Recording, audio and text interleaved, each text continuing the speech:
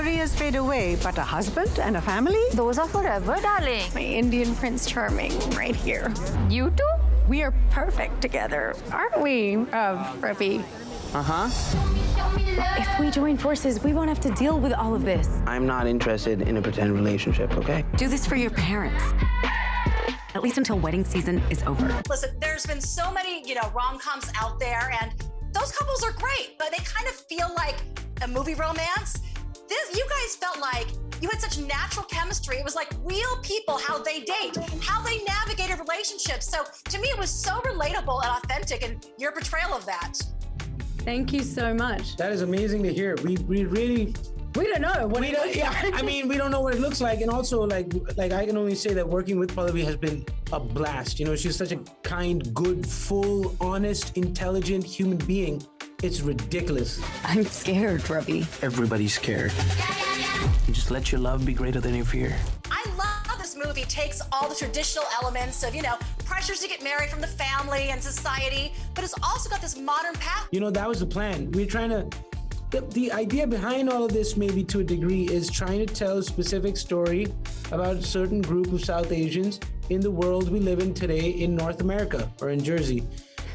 Yeah. So, of course, all these things come into play. We have this trope, which is a South Asian woman and a South Asian guy.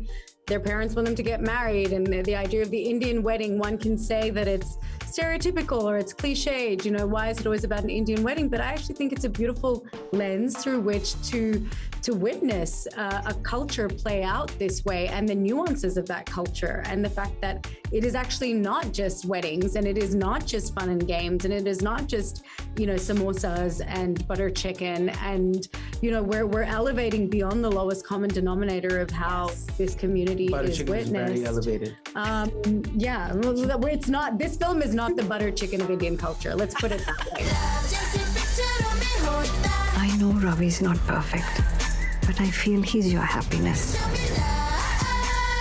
Listen, it's taken a long time to get here, where we're finally seeing some representation in Hollywood. But when we do it, we got to do it right. And you can't just do it in like you said, a stereotypical fashion. You have to do things how things really are in today's society. So I love that balance and the nuances to show this beautiful culture, but done in an authentic, real way. And I think that happens when actors and writers and all crew are given agency.